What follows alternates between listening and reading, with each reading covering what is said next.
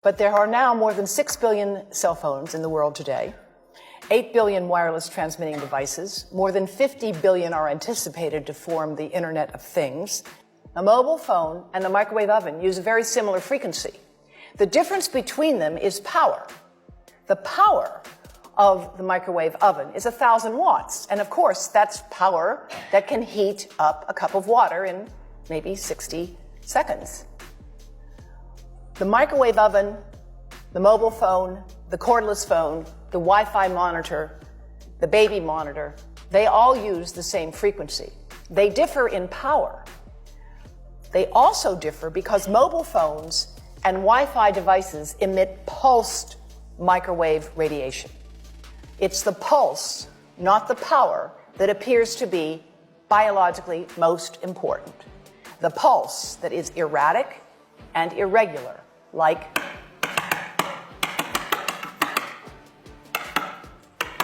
for thousands of minutes a month, for dozens of hours a week, over a lifetime, that irregular pulsed signal may be much more biologically important. And in fact, the continuous wave signals have a lot of therapeutic effects as are being applied in medicine today.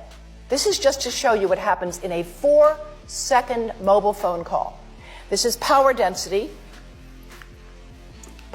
indicated here. And of course, a phone is on standby, it's not doing too much, but 900 times a minute it's looking for a signal. It says to the tower, "Where are you? Here I am. Where are you? Here I am." It's smart. That's how it's supposed to do. Now, when the phone rings, the worst time for you to put a phone right next to your head is when you answer it and say hello, because it's smart and it goes to max power.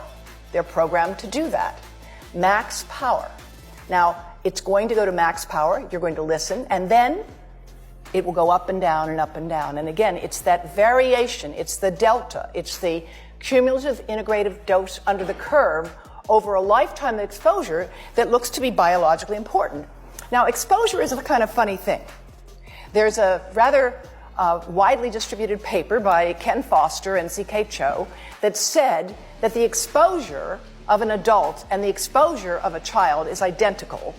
Here, showing you that a smaller adult head here, you see the amount of exposure is quite similar, but because the head is smaller, it will absorb proportionally more. This is a modeled microwave radiation dose of a 6-year-old with greater levels to the frontal and temporal lobes, eyes and cheek. And watch this here. Now, yellow, white, and red are the hottest, all right? And if you look carefully, you will see it's going into the eye, the nose, and partly into the brainstem. The next slide is going to show you something that might be of interest to students and faculty here. And that has to do with exposure to the reproductive organs. We call them the gonads. I think you say the testicles, and bone marrow.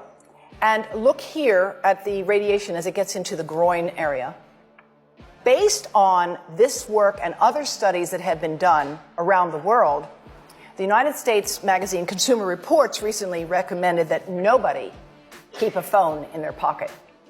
Nobody. And in fact, if phones were tested in pockets, they would exceed the as-tested exposure guidelines, which is why Telstra has recently issued that advice. And that's why we've developed the Baby Safe project with colleagues at Yale to advise pregnant women to protect their abdomens from mobile phone radiation, as well as from iPads, which I should add, iPads and other devices are called tablets because they belong on tables.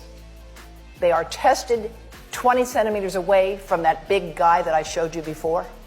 20 centimeters away. They are not approved to be held in the laps of little children, although millions of kids are having them now in schools because the people involved in educational technology and those involved in public health research are not talking to one another. Because if they were, they would understand that you're giving children a two-way microwave radiating device, and if you must give them such a device for learning purposes, put it on airplane mode so that it's not sending and receiving signals as it does otherwise.